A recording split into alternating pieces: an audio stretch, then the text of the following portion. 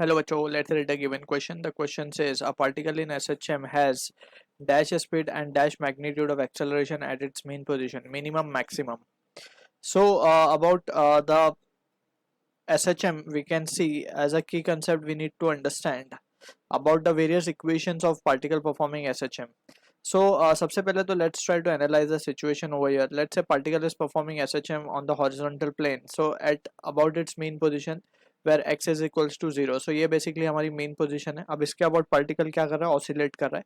So, it will oscillate between two extreme positions where let's say x is equals to minus a and x is equals to plus a. इन दोनों extreme ends के बीच में particle oscillate कर रहा है. अब यहाँ पे वी नीड टू अंडरस्टैंड कि जब पार्टिकल एक्सट्रीम एंड पे पहुंचेगा, so in that situation velocity has to be zero, because instantaneously उसको वापस मीन पोजीशन की तरफ आना है. ठीक है ना, बिकॉज जब particle is moving towards the extreme, so एक कंटिन्यूसली फोर्स इसके ऊपर लग रहा है जो कि रिस्टोरिंग फोर्स है, जो कि उसको मीन पोजीशन की तरफ खींच रहा है.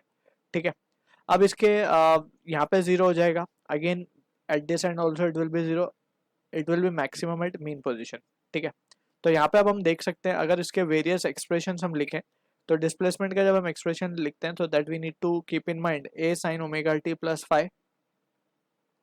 यहाँ पे a is the amplitude of oscillation, that is the maximum displacement from mean position, जिसे हम एम्पलीट्यूड कहते हैं. Omega is angular frequency and t is the instant at which we are talking about the displacement. ठीक है. phi is the initial phase where the particle exactly was initially. ठीक है. तो ये हो गई बात डिस्प्लेसमेंट की. अगर हम बात करें वेलोसिटी की, सो एक्सप्रेशन आता है omega under root of a square minus of x square. Also we can have the result by differentiating this displacement equation.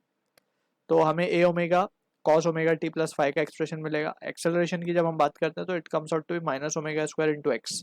In terms of magnitude it will be omega square into x. Right. अब यहाँ पे we need to be careful.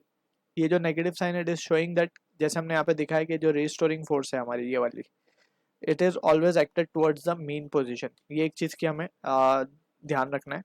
सो यहाँ पे we can see now a particle has dash speed. Mean position की बात हो रही है. सो एट मीन पोजिशन हम क्या लिख सकते हैं? एट मीन पोजीशन x की वैल्यू क्या होती है? जीरो होती है.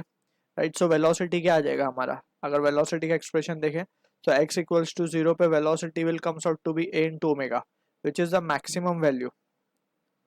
ये मैथमेटिकली हम इसकी वैल्यू देख रहे हैं, maximum a omega.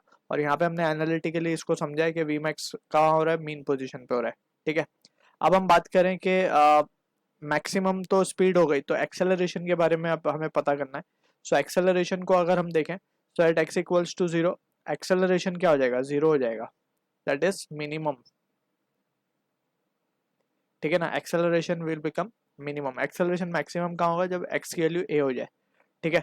So that is what the thing we need to keep in mind. So speed के लिए maximum, magnitude of acceleration will be minimum at mean position. So this is the answer to the question. I hope you understood the solution. All the best.